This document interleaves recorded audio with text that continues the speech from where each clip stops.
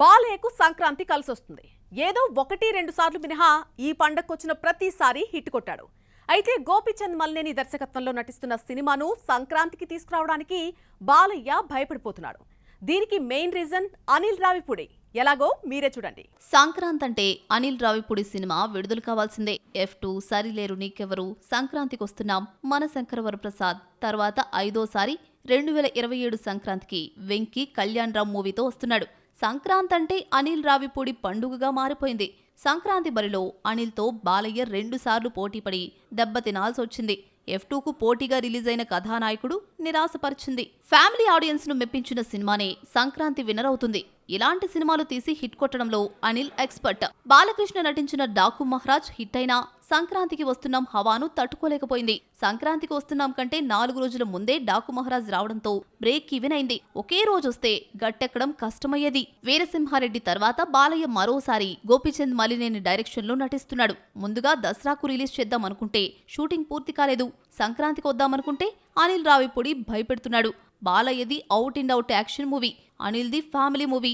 సంక్రాంతి బరిలో ఎన్ని దిగినా ఫ్యామిలీ ఎంటర్టైనర్ మూవీకే అడ్వాంటేజ్ ఎక్కువ. దీంతో మరోసారి సంక్రాంతికి వచ్చి సినిమాను కిల్ చేయకుండా డిసెంబర్లో రిలీజ్ కు సన్నాహాలు చేస్తోంది బాలయ్య టీం. బాలయ్యకు అనిల్ నుంచే కాదు, చిరంజీవి నుంచి కూడా ప్రమాదం పొంచి ఉంది. చిరంజీవితో పోటీ పడి హిట్లు కొట్టినా మెగాస్టార్ మూవీ ఉంటే మాత్రం బాలయ్యకు థియేటర్స్ దొరకవు. ఈ ఎక్స్పీరియన్స్ తో కూడా బాలయ్య నిర్మాత సంక్రాంతికి వద్దు అంటున్నాడట. గతంలో చిరంజీవి బాలకృష్ణ చాలా సార్లు ఢీకొట్టినా ఈ మధ్య కాలంలో 2 సార్లు తలబడ్డారు. గౌతమిపుత్ర శాతకర్ణి, ఖైదీ నెంబర్ 150 2017 సంక్రాంతికి పోటీ పడ్డాయి. 2025లో వీరసింహారెడ్డి, వాల్తేరు వీరయ్య సంక్రాంతికొస్తే మెగాస్టార్ది పైచేయి అయింది. ఎక్కువ థియేటర్స్ లో తన సినిమా ఎలా ఆడించుకోవాలో చిరంజీవికి బాగా తెలుసు. ఈ థియేటర్స్ లెక్కలో ఉన్న తేడాలు కలెక్షన్స్ లో చూపిస్తాయి. బాలయ్య ఏమో ఇవేవి పట్టించుకోడు. నిర్మాతలపై ఒత్తిడి తీసుకొచ్చే అలవాటే లేదు. థియేటర్స్ ఎక్కువ దొరికితే ఓపెనింగ్స్ బాగుంటాయి. పోటీపడి థియేటర్స్ లేక ఓపెనింగ్స్ తగ్గించుకోవడం కంటే బాలయ్యను సోలోగా దించడమే బెటర్ అన్న ఫీలింగ్ లో నిర్మాత ఉన్నాడు. చిరంజీవి దర్శకుడు బాబీ కాంబోలో వచ్చిన వాల్తేరు వీరయ్య సంక్రాంతికొచ్చి సూపర్ హిట్ అయింది. మరోసారి బాబీ దర్శకత్వంలో నటిస్తున్న సినిమాను 2027 సంక్రాంతికి రిలీజ్ చేద్దామనుకుంటున్నారు. ఒకవైపు అనిల్ రావిపూడి, మరోవైపు చిరంజీవితో గత అనుభవాలను దృష్టిలో పెట్టుకున్న బాలయ్య టీం డిసెంబర్లోనే వద్దామనుకుంటోంది. అఖండ 2లా NBK 111 కూడా డిసెంబర్లో రిలీజ్ చేద్దామనుకున్నారు. డిసెంబర్ 4న వద్దామని ఫిక్స్ అయ్యారు. అయితే ఇంతలో ప్రభాస్ ఫౌజీని డిసెంబర్ 3న రిలీజ్ చేస్తున్నట్లు ప్రకటించారు. క్రిస్మస్ కు షారుఖ్ కింగ్ రిలీజ్ అవుతోంది.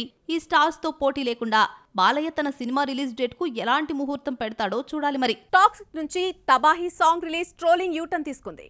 అప్పటిదాకా లేడీ డైరెక్టర్ గీతూ మోహన్ దాస్ పై టార్గెట్ చేసిన నెటిజన్లు కియారాపై విమర్శలు గుప్పించారు.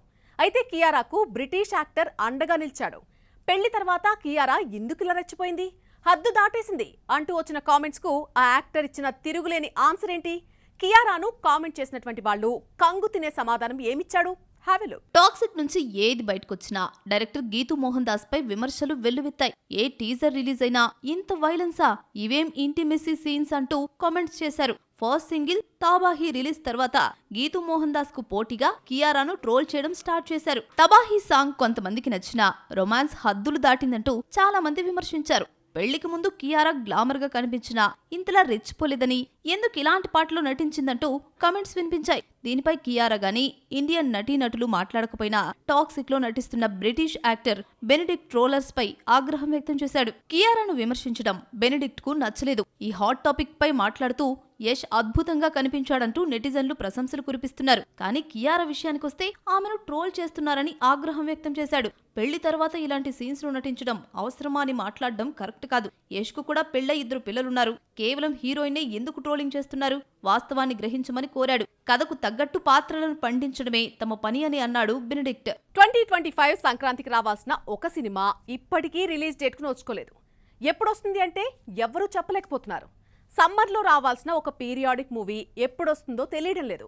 ఇలా సతాయించిన చాలా సినిమాలు రిలీజ్ డేట్తో వచ్చినా ఓ 2 మూవీస్ రిలీజ్ డేట్ పై క్లారిటీ ఎందుకు రావడం లేదు?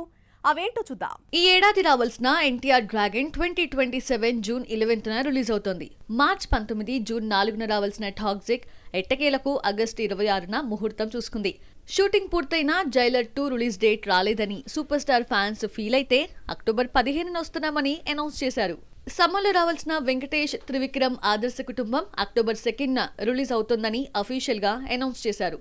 చాలా పెద్ద సినిమాల రిలీజ్ డేట్ విషయంలో క్లారిటీ వచ్చినా విశ్వంభర, స్వయంభూ ఎప్పుడొస్తాయో తెలియటం లేదు. విఎఫ్ఎక్స్ బాగా రాలేదని ఏడాది నుంచి విశ్వంభరాను చెక్కుతూనే ఉన్నారు. సీజీ వర్క్ ఓ కొలిక్కొచ్చిందన్న టాక్ వచ్చినా రిలీజ్ డేట్ మాత్రం ప్రకటించడం లేదు. ఓటీటీ కాకుండా సినిమాని రిలీజ్ చేయలేరు.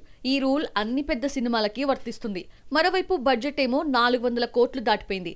ఇంత బడ్జెట్ థియేటర్స్ లో భర్తీ చేయడం కష్టం. ఫ్యాన్సీ రేట్ ఇచ్చి ఓటీటీ ముందుకొచ్చే వరకు విశ్వంభర బయటికి రావడం కష్టమే. నిఖిల్ నటించిన పీరియాడిక్ డ్రామా స్వయంభూ కూడా ఓవర్ బడ్జెట్ సమస్యని ఫేస్ చేస్తోంది. బడ్జెట్ 100 కోట్లు దాటిపోయింది. దీనికి తగ్గట్లే ఓటీటీ రైట్స్ వస్తాయని ఆశిస్తూ ఉన్నారు makers. Over budget cinema release పై ఎఫెక్ట్ చూపిస్తోంది. విరూపాక్షతో హిట్ కొట్టిన కార్తిక్ దండు నాగ చైతన్యతో వృషకర్మ తీస్తున్నాడు. భారీ సెట్స్ వేసి సినిమా తీయడంతో బడ్జెట్ దాదాపు 100 కోట్లకు చేరింది. థియేట్రికల్ రైట్స్ తీసుకోవడానికి జీ సంస్థ ముందుకి రావడంతో త్వరలో రిలీజ్ డేట్ కి నోచుకోనుంది. విజయ్ టీవీకే పార్టీ పెట్టినప్పుడు సీఎం కుర్చీ తర్వాత సంగతి ఎన్ని సీట్లొస్తాయి అని మాట్లాడుకున్నారు.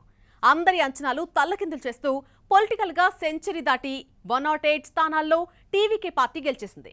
మరి సినిమాల్లో విజయ్ 1000 కోట్ల సంగతేంటి? చివరి సినిమాతో అయినా ఆ కల తీర్చుకుంటాడా? ఒక రకంగా తెలుగు ఇండస్ట్రీ కంటే తమిళ ఇండస్ట్రీ పెద్దది. సింగపూర్, మలేషియా, శ్రీలంకలో తమిళ చిత్రాలు భారీ వసూళ్లు రాబడతాయి. ఇక ఓవర్సీస్ లో అదిరిపోయే వసూళ్లు సాధిస్తాయి. కోలీవుడ్ కు మలయాళం, కన్నడ, తెలుగు మార్కెట్ కూడా ఉన్న 1000 కోట్ల మార్క్ ఇంతవరకు దాటలేదు. 1000 కోట్ల సినిమా కోసం తంబేలు చాలా కాలంగా వెయిట్ చేస్తున్నా ఇది అందని ద్రాక్షలాగే మిగిలిపోయింది. ఇండియన్ సిల్వర్ స్క్రీన్ కు 500 కోట్లు, 1000 కోట్లు ఎలా ఉంటుందో తెలుగు సినిమాలు చూపించాయి.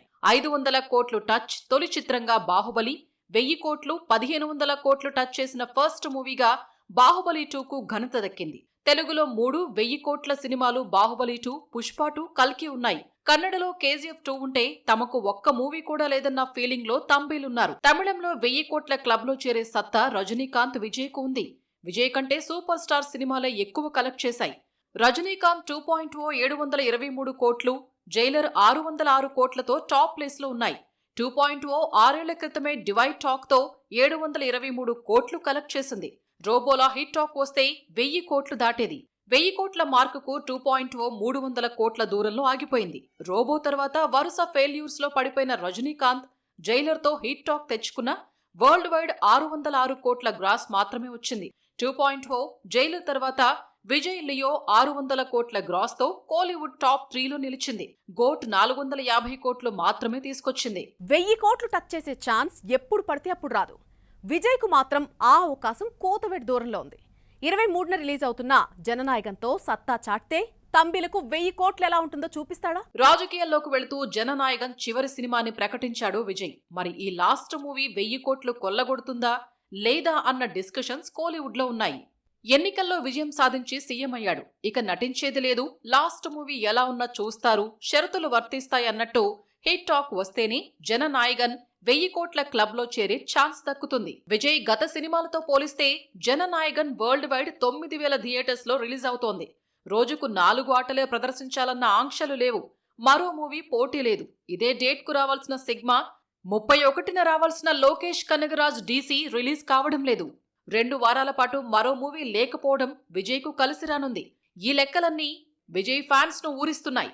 1000 కోట్ల మార్క్ టచ్ చేస్తుందన్న ఆశతో ఉన్నారు. ఈ ఏడాది తమిళంలో 1000 కోట్ల వసూళ్లను జననాయకంతో పాటు జైలర్ 2 ఊరిస్తోంది. సూర్య వీరభద్రుడు హిట్ అయితే 350 కోట్లు మాత్రమే వచ్చింది. మరో పెద్ద హీరోకు 1000 కోట్లు టచ్ చేసే ఛాన్స్ కనిపించడం లేదు. జైలర్ 600 కోట్ల గ్రాస్ కలెక్ట్ చేసింది. జైలర్ కు మించిన టాక్ వస్తే జైలర్ 2కు ఛాన్స్ ఉంది. మరి తంబేల 1000 కోట్ల డ్రీమ్ ను దళపతి తీరుస్తాడో, సూపర్ స్టార్ తీరుస్తాడో చూద్దాం. ఇది ఇవాల్టి బాక్స్ ఆఫీస్. మరి రేపు మరిన్ని మూవీ ముచ్చట్లతో మళ్ళీ కలుసుకుందాం. అంటిల్ దెన్ మీరు మాత్రం చూస్తూనే ఉండండి NTV.